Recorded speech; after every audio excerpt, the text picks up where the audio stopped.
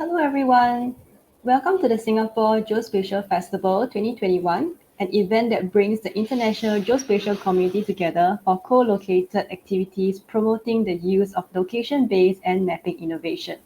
The event is organized by GeoWorks, Singapore Land Authority's Geospatial Industry Centre.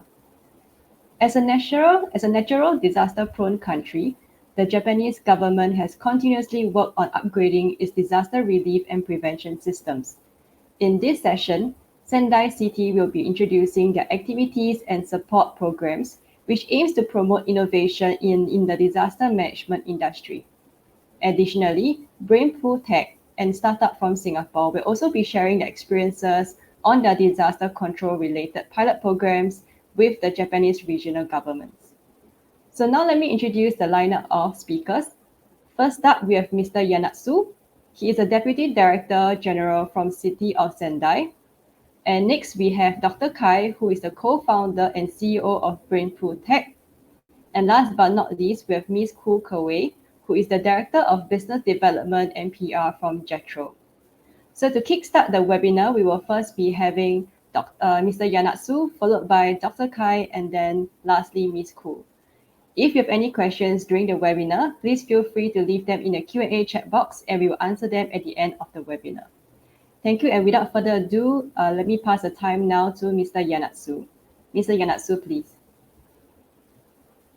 Hello everyone, I'm Hidetaka Yanatsu, Deputy Director General of Economic Affairs Bureau at the City of Sendai. I'd like to express my deepest thanks to the organizers, the people of the Singapore and Jetro for the opportunity to present our effort at this event. Today, I'd like to explain about our activities, centering mainly on trend and the prospects of innovation for disaster prevention, which is based on the lessons learned from disasters. First, I'd like to give an overview of Sendai City. Sendai is a city with a population of just over 1 million, and it is the political and economic center of Japan's Tohoku region. Although Sendai is the largest city, it is known about throughout Japan as a modern city in harmony with nature. Within Sendai, there is a concentration of higher education and research institutions, including Tohoku University, one of the top 3 national universities in Japan. Also, it is a city where the ICT industry accounts for the higher percentage of all industries. On March 11, 2011, a major magnitude 9.0 earthquake occurred. After the earthquake, a tsunami reached land, causing devastation across the coastal area of eastern Japan. In Sendai City, a Great East Japan earthquake resulted in 900 deaths and more than 8,000 households were submerged by tsunami. In the process of our recovery from the Great East Japan earthquake, the third United Nations World Conference on Disaster Risk Reduction was held in March 2015 in Sendai, and the Sendai Framework for Disaster Risk Reduction was adopted. This framework was cited in SDGs Target 11 and also clarified guidelines to formulate and practice comprehensive disaster risk reduction management on all levels while following the framework. The United Nations Office of Disaster Risk Reduction is proceeding with the promotion of Sendai Framework. This is the outline of Sendai Framework in addition in the 7 goal targets which were set. In the framework, there are 4 priority actions: understanding the disaster risk, strengthening disaster risk governance, investing in disaster risk reduction, enhance preparedness, and build back better. For these priority actions, there is an emphasis of the necessity for the collaboration among stakeholders, such as academic institutions, private sector, specialist organization, and finance organization, in addition to citizens and the government. We think the city of Sendai must play a role in leading world disaster prevention effort as a city where this framework was adopted. Our city defined the social implementation of the social framework. Sendai framework is future vision of disaster prevention based on the lesson from the disaster. Basically, our vision is to continue global risk reduction. This will be done by formulating disaster prevention ecosystem with new industries through cutting-edge technology and global market for disaster prevention. This process will be based on the basic idea of Sendai Framework. The Bonsai Tech project is our city's effort to achieve this future vision. Bonsai is a traditional Japanese term which represents activities in all disaster phases. Bonsai Tech is an initiative which involved various stakeholders create new disaster prevention solutions with cutting-edge technology.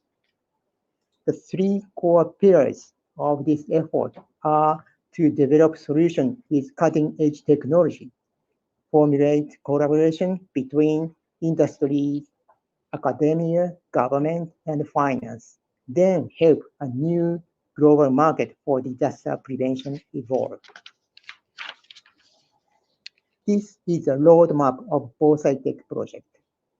In order from the left, we expect to find participants, support development of solutions, formulate a platform, make efforts to expand the global market, and accelerate the formation of ecosystem. At present, Tohoku University has been the center of progression for the formulation of international standardization of disaster risk reduction. We will create a cycle for that technology development and collaboration by companies in Sendai City and around the world by utilizing this opportunity. This project is a long-term effort toward 2030, the goal of Sendai Framework and SDGs. In the 2 years that we have been working on this project, more than 50 companies and organizations from Japan and overseas have already become involved. I will introduce some of the activities in collaboration with overseas companies. This is an implementation of the world's first fully autonomous drones for tsunami evacuation alert. Immediately after tsunami evacuation information is issued, these drones equipped with the speakers and camera take off. They fly back and forth along the 10-kilometer stretch of the coastal area of our city to spread the tsunami evacuation alert and also collect information with their cameras. The flight control is performed using a secure dedicated communication network called Private LTE. They are expected to be implemented in the coastal area in fiscal year 2021, and discussions are underway between Sendai City and several companies, including Nokia of Finland. In November 2019, in order to develop new solutions for notifying the tsunami hazard area in advance, we invited 8 ICT companies from Finland to Sendai and held a hackathon program. The city of Sendai conducted a POC project of the new solution with the company that submitted the best proposal. In 2020, we organized a program to create a new solution in collaboration between Japanese companies and overseas startups. This project, in collaboration with Jetro, collected innovative technologies and ideas in the field of the disaster prevention from around the world, and supported collaboration with 4 leading Japanese companies. Of the 37 companies from 17 countries that applied for the project, 2 overseas companies made online proposal and held meetings with the Japanese companies. Some of the companies are still in discussion for POC and collaboration, and we continue to cooperate with them. This section will introduce the establishment of platform for the formation of both side tech innovation ecosystem. Since 2019, we have been organizing various programs such as the one I just introduced. From this year, we will establish the platform that will serve as the base of the activities and promote stakeholder collaboration and business creation. The platform aims to be based where the disaster prevention, technology, and business sector integrate to create new solutions. These are areas that can be solved by integrating people and companies in disaster prevention, technology, and business sectors. In today's world climate change and increasing disaster, there are various problems that the disaster prevention sector alone has not been able to solve. But we believe that a solution can be created through the integration with technology and business sectors. In other words, this is to be able to realize through formulating an ecosystem where innovation in disaster prevention will continue to occur. We believe that this activity will contribute to the disaster risk reduction around the world, and we will directly lead to the sustainable growth of the companies participating in the platform. In the platform, activities such as exchange event, business creation program, and POC will be conducted, and through these activities, experiential knowledge and stakeholder connection will be accumulated. We expect the solution created in the platform will be developed in the Japanese and around the world.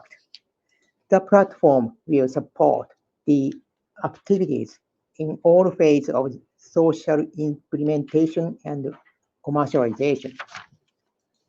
The platform is scheduled to be established around January 2022. The beta version of the website is now available. It is currently Japanese only, but we are built in English version as well. So we hope you'll take a look at the website. Although the platform has not yet been established, more than 30 companies and organizations from Japan and overseas are already participating. Additionally, this year we will organize an open innovation program between Japanese companies and overseas startups. NTT Docomo and Tokyo Marine and Nichido, 2 Japanese leading companies in their industries, will announce the themes for the recruitment. The 2 companies are very interested in collaborating with startups that are high-tech and have ideas, so we hope you will apply. If you have any question, please contact the City of Sendai or Jetro Singapore. Sendai City is selected by many global companies as an investment destination. I hope that you'll be interested in Sendai as an investment destination and innovation base. I'm afraid that there will be no Q&A session today. If you have any question, please feel free to send us an email. That's all. Thank you. Thank you, Yanatsu, for your presentation. Next up, we have Dr. Kai, who will be sharing on how drone surveys and IoT and AI can facilitate fast decision making. Over to you, Dr. Kai. Thank you, Hoi-san, and thank you, Yanatsu-san, for this very interesting presentation about Sendai and the Busai networks. Audience, welcome to my talk about disaster management with modern technology. I hope my slides are up and visible to everyone. While this is a very serious topic, I'm very happy to present today some of the solutions and real-world data my team at BrainPool has collected in Japan. And to jump into the topic, in my talk I will focus on sudden onset disasters, which include storms, earthquakes, and flood, which is compared to slow onset disasters, which could be droughts or desertification. It's kind of environmental changes. In here, we can find also in the slow onset disasters that our technology would be applicable. For the fast or rapid onset disasters, we see a rapid increase in the last 20 years, where we have 7,000 or more than 7,000 major natural disasters recorded, claiming millions of lives, billions of people affected, and trillions in global economic losses. It's actually a big increase compared to the previous 20 years from 1980 to 1999, where we only recorded 4,200 natural disasters. Okay, I will switch to the next slide. This can be explained. This difference can be explained very much by climate change, where climate-related disasters, including extreme weather events and floods, were like really the most prevalent events. The number of major floods has more than doubled in this time period, and the number of storms has grown from 1,500 to 2,000 in this time period. So climate change really is something we need to look out for. Now, here in this respect, Japan has a very specific exposed geographic position. As a member of the Ring of Fire, where we see the Pacific plate colliding with all neighboring plates, Japan takes a center stage in the northeastern Pacific. These tectonic plate movements result in geophysical activity that lead to earthquakes, tsunamis, and also volcano eruptions.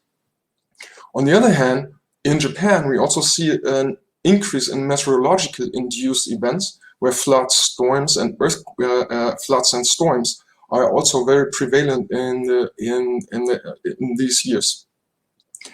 Floods, storms, and earthquakes are the #1 hazards causing the most death, affect the most of the population, and create the biggest economic losses. At the same time, Japan has a very resilient population. It is open to new technology, as has been explained just through Yanatsu-san. And it also has the economical means to implement such measures in technology.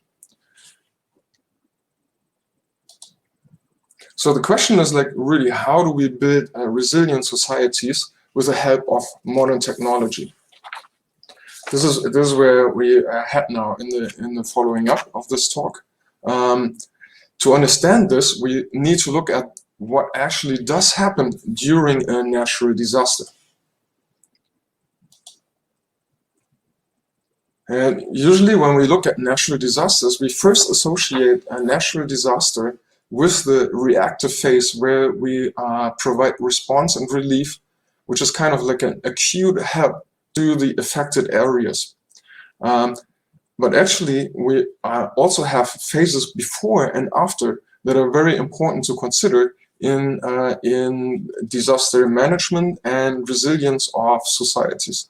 So we want to take a look at each of these phases, response and relief in the acute reactive phase, followed by reconstruction and recovery, where we have like a strategic re-implementation of the society.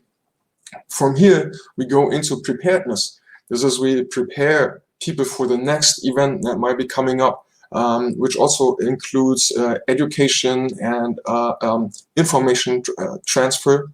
And finally, we mitigate the risk in the area before the next event can happen. And so now we're going to take a look like what technologies can be there, for example. So looking at each phase, starting from preparing the society, only looking at emerging technologies, we find remote sensing, which means we use sensors to detect certain features in the environment. These sensors very often are carried by drones or unmanned aerial vehicles, but we are not actually limited to that. There can also be land-borne rovers or even submarine vehicles that bring these sensors into the areas we are interested in. Advanced materials to improve the preparations of the people in the area, and of course communication systems, information systems, similar to what we have seen in the previous talk. Now, in mitigation, to kind of like diverge the risk, we find again remote sensing. The sensors need to be carried by some vehicles in the area. Then we use advanced algorithms to analyze the outcomes of these measurements. And once more, then when we understand we need improved infrastructure, for example, in an area, we use advanced materials to strengthen our structures in the area. During the response time, which is actually like very different from all the other phases, we again use remote sensing, for example, in search and rescue activities. We use AI to do like online real-time analysis, and of course communication systems. It can get really busy on the ground when something happens. We have a lot of help staff on the ground. It's a lot of NGOs there, and of course the local population, governments, and so on and so forth.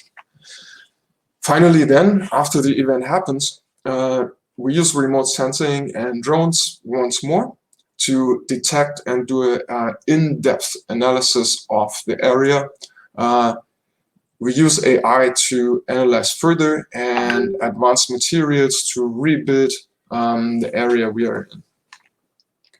And as you can see, there's already like a theme emerging here in my talk. So in the following, I will focus specifically on the remote sensing and drones aspect, while Brainpool Tech as well is very interested in the artificial intelligence aspect and communications aspect of these phases.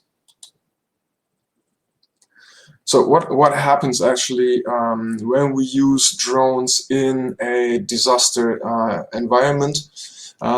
The big advantage of drones is, of course, they are like rapidly deployed, much faster than satellites. They are also much cheaper. They fly while at the same time activities on the ground can go on. We get like very dense data sets that give us plenty of analysis options, and we can automate these missions so that there's a minimum of human intervention. And here in the picture you see a typical scanning pattern. For example, what you could use and has been used by some players at the Atami Landslide that just occurred recently. Then what do we equip our drones with? Several options that we have here. I will only pick out the most common ones. There's also additionally like radar and others, but the most commonly we use video and photo cameras, with which we can create like base maps and the topology of the area, which is in DEM and DTM. This is digital elevation and terrain models. And we can create digital twins, which are 3D representations of the area. Multispectral sensors allow us to have a better insight on the plant health on the ground, which is important for several reasons. I will explain in a bit. So thermal sensors, of course, very helpful for search and rescue activities, but also hazard detection. And finally, laser scans for very precise point clouds and point cloud classifications. Okay, let's jump in then into like how we can apply this technology in the real world examples, and we will go through it initially through each phase of the disaster. Starting with preparedness. Preparedness, as you see here, is of course we should first have, like, for example, a kit ready for the population in the area. We need to do information, training, what to do, where are escape routes. We all know the fire alarm drills we do in our office buildings. So this is all part of the preparedness. What remote sensing and drones can do here is create baseline data. It's kind of like a before picture. So what does it look like in the status quo, and how does it change after a disaster? Looking at that, we created hazard maps in one of the Japanese prefectures. What you see here is a risk assessment for flooding in an area, which now can be used by the local population to actually see, like, at which water level am I in risk of having flooding in my vicinity. So this is a map that we can give to the local population to increase their preparedness for such a flooding event. Next up is mitigation, where we want to really assess the risk, what happens in specific situations. We assess a vulnerability, model the risk, but also monitoring. Are the structures that are in place actually still holding up? Are they still good enough to mitigate this or that size event? And on top of that, also hazards. So how does remote sensing and drones can help us with this? Here we have another study that my team executed. This was specifically to understand the landslide risk in a specific area in Japan. On the right side, you see the map that we created with our drones. And we used several sensors then to assess aspects of the area. From the base map, we created an elevation model, then the contours that you see here, contour lines, to give us an indication of the topology. From that, we can calculate the slope and detect steep areas, which you see in red here and here. These are most prominent, very steep areas. And we used plant health indices to correlate that with the plant health of bamboo in the area. Because we know that healthy plants help to stabilize an area, and unhealthy plants actually can destabilize an area. So plant health is in the ecosystems that we are looking at a very important factor in assessing risk, for example, for landslide.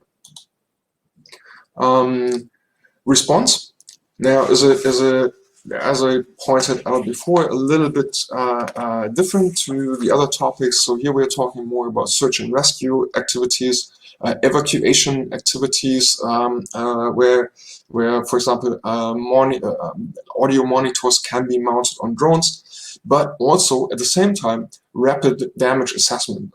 So they can give like a very quick analysis of the situation on the ground.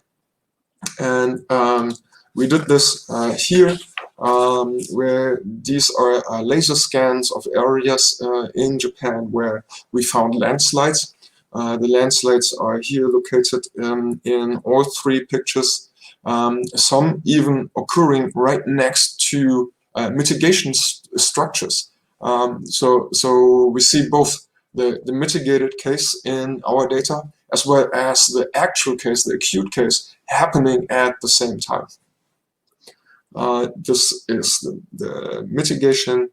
Finally, recovery, also a very broad topic, including environmental recovery, reconstruction and construction, but also insurance and reinsurance, claiming process, especially the larger the natural disaster, the bigger is the volume of claims, and this is an issue for insurance companies, of course. Drone-derived data can here have very much to assess what actually is damaged, where the recovery need to come first. And these are examples of before and after topographical surveys, but also digital twins to compare what did the area look before and what did the area look now. And here then we can apply, for example, artificial intelligence to detect such differences. And with this, I will almost conclude. Just a quick summary. So in preparedness, we create baseline data. Mitigation is risk modeling, monitoring and hazard detection. Most prominent in response is search and rescue, evacuation, and in recovery is the in-depth assessment of the damage and the recovery of infrastructure and also debris management. Thank you so much for your attention, and please get in touch with us for further questions or discussions about these topics. We are very enthusiastic about that and love to get in touch with everyone. Thank you, Dr. Kai. So last but not least, we have Ms. Koo, who will be sharing an introduction to Jetro supporting services. Over to you. Thank you, Hui Shan. I need to share my slides, but I think Kai, I think you need to off your slides first. Okay, great.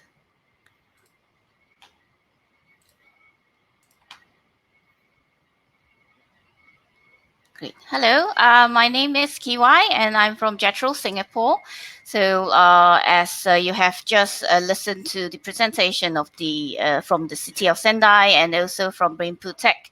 So definitely you probably are interested about going into Japan or venture into Japan. So I like to introduce some of the supporting service that you might be able to tap on if you're interested to enter the Japanese market. And to a simple overview, so Jetro is a non-profit organization under the Ministry of Economy, Trade and Industry in Japan. And our main focus is to support the foreign companies going into Japan, as well as helping Japanese companies going out from Japan. And we have quite a global network and, of course, entity in Singapore. And these are our three main pillars that we are providing the main initiative that we are supporting companies. The first is to facilitate the international innovations in between the Japanese companies, the large corporates, and the foreign tech companies, as well as, of course, supporting the Japanese startup companies with to overseas. And the second pillar will be Invest Japan promotion, where we're supporting mainly foreign companies who are interested to venture into Japan. And last but not least, to support both Japanese companies and foreign companies of their business expansion in overseas as well as in Japan. To further explain in these three areas. So the first portion for facilitating innovations, we do events, platforms, or networking sessions in overseas as well as in Japan to facilitate or create opportunities for tech companies to meet up with corporate companies to for open innovation activities. So the DX platform is something that is in particular for Singapore, that we are working very closely with the Singapore government like ESG or EDB, where we have created events and also business matching for foreign tech companies to be linked up with the Japanese large corporates who have problem statements for the ASEAN market, and to match them and to have discussion to create a new open innovations opportunity. And okay, for next. JBridge is something similar to DX platform, but this is more for things happening in Japan. So we are also, we have just started this year. And so this is also a platform or a program creating opportunities for the foreign tech companies to be linked up with the Japanese large corporates for their problem statement in Japan.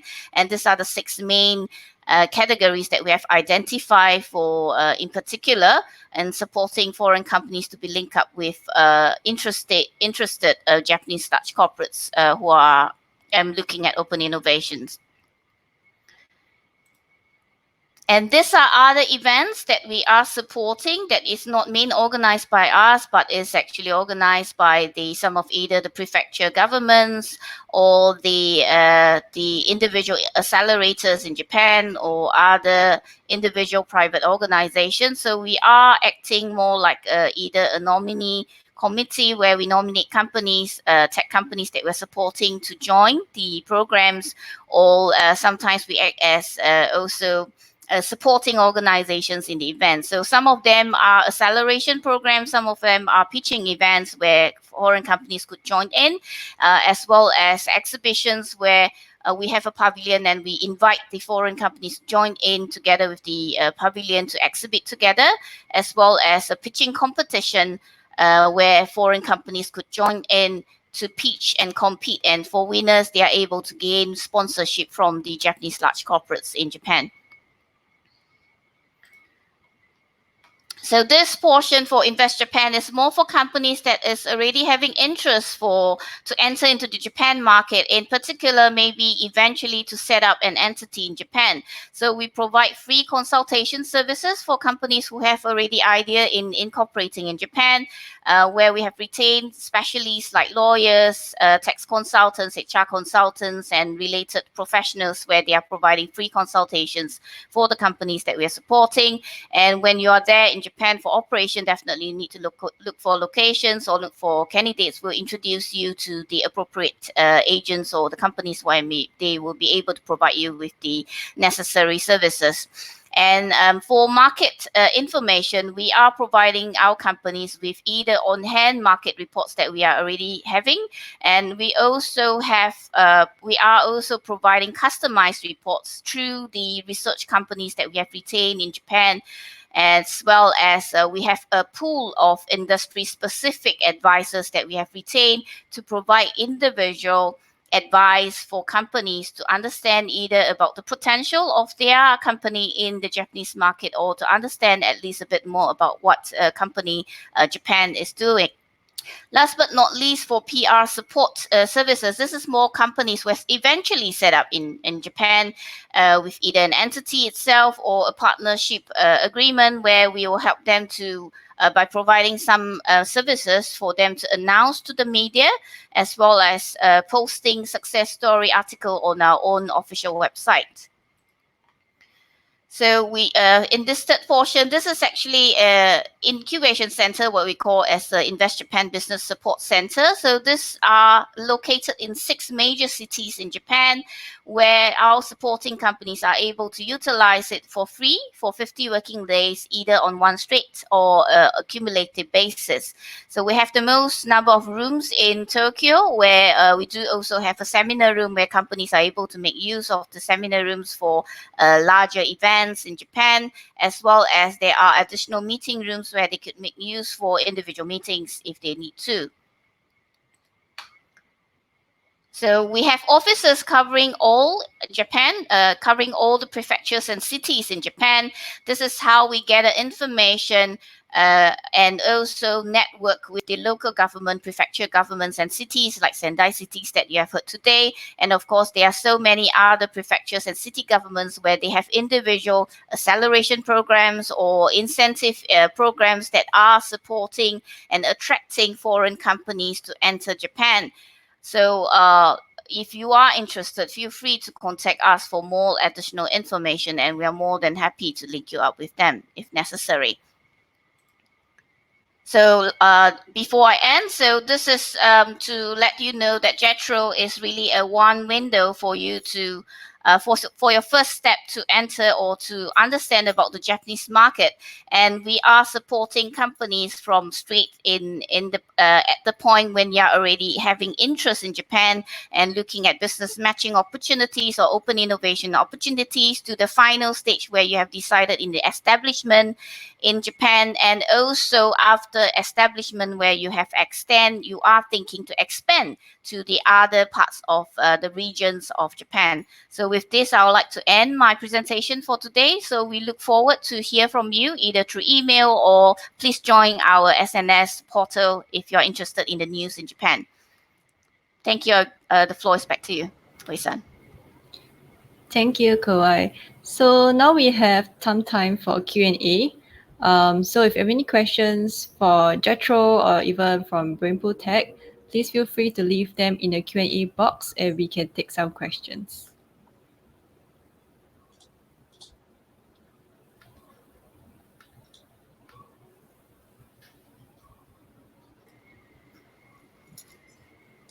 Maybe Kai, shall I start with a question to you? I think you have already you have a few experience in working with the Japanese regional government about the POCs. And what do you think is important when you start the conversation with them? And what do you think it's the foreign companies when they start working either with the regional government, they have to be cautious about in order to make this happen? Yeah, so a good approach is always to anticipate a problem and then already be ready to present a solution. It's very important that you have a solution at hand that you can give to the local government.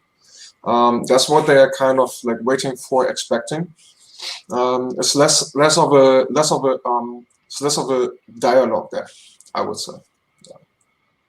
Do you think there are difficulties, or what do you think is the main difficulties when you're communicating with them? Okay, so actually, what works good is that we can like talk very